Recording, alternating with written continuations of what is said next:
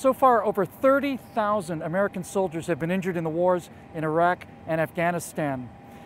And you know, the injuries that happen on the battlefield are not the end of the procedure. That's just the beginning. There's treatment and often months, sometimes years of rehabilitation. And worst of all, these soldiers are often thousands of miles away from their family and friends. Get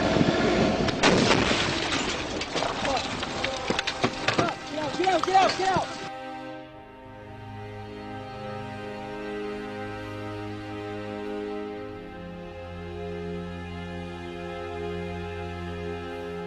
For those soldiers who come home wounded, it's often not easy to get around. Here's the story of one man who decided to do something about that. My own experience is the genesis of this operation. I was a combat helicopter pilot in Vietnam. I was wounded by shrapnel from a rocket that exploded outside my helicopter, and medevaced home and spent 6 months in a hospital a long ways from home. Remember it to this day. Walt Fricke wanted to do something to make things easier for this generation of wounded warriors, so he started the Veterans Airlift Command. As I began to noodle the idea, it got out of hand and it turned into a national program, and I've recruited now some 1,500 aircraft owners and pilots that do the same thing all over the country.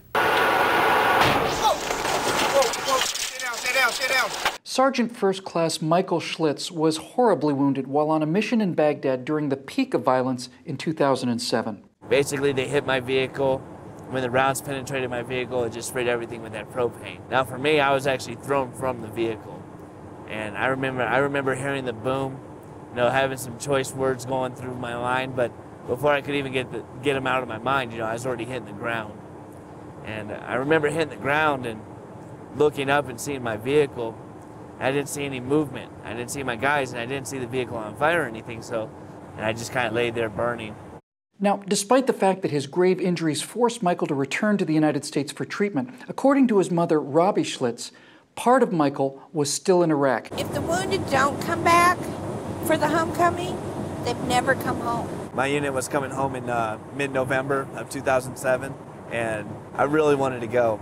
And I really didn't think about what it would take to get me there. I just wanted to go. Well, Mike Schlitz did get to make that trip to his unit's homecoming, but only through the help and generosity of men like Veterans Airlift Command and volunteer pilot Phil Tholen. Being able to help somebody in need such as him, and then the special circumstances that he was under, fighting for his life.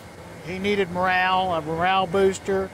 His unit was coming back from Iraq. It was important to the Army. It was important to Michael. I really didn't know how important it was to either one of them when I signed up, but I learned after we got there, and that made it very important to me. Psychologically, you weren't doing real well after the injury. Is that a fair statement? Yes, that very fair, and it goes on past just the injuries themselves.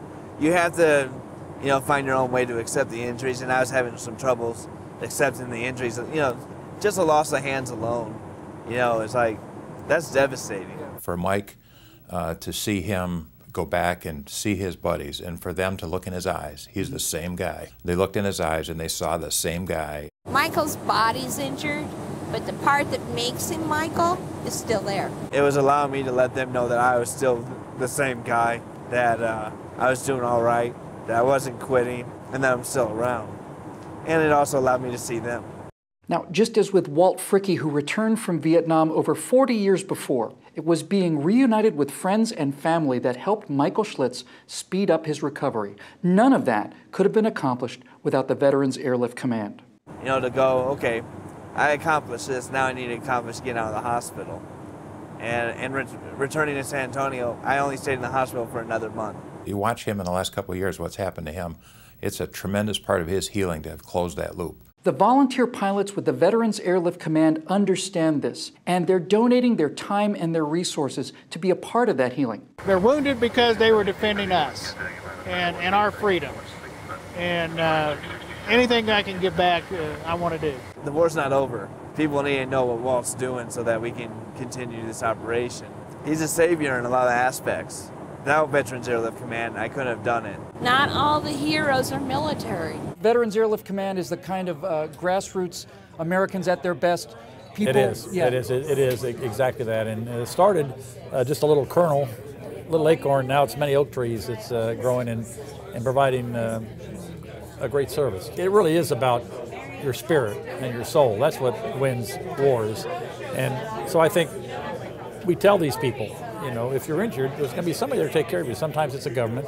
Sometimes it's organizations like the Veterans Airlift Command that's going to be there and to nurture your soul, your spirit, which I think makes all the difference. The closure that these guys get, seeing their buddies, that's their family. That's our family. In combat, you serve with your brothers. They both come away from this experience with a knowledge of, you know, sort of from feeling that love. Mm-hmm.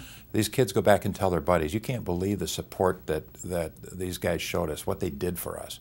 The pilots go back and tell their buddies, you can't believe the quality of the people that are serving in our military today. This kid I met is just absolutely awesome. You see them, mm-hmm. you know, rejoin with their unit and become whole over a weekend. That's big stuff. Yeah. Do you feel that on some level, by helping these guys come home, you're helping yourself come home? Is there any? Oh, sure. In fact, you hit a nerve. Yeah.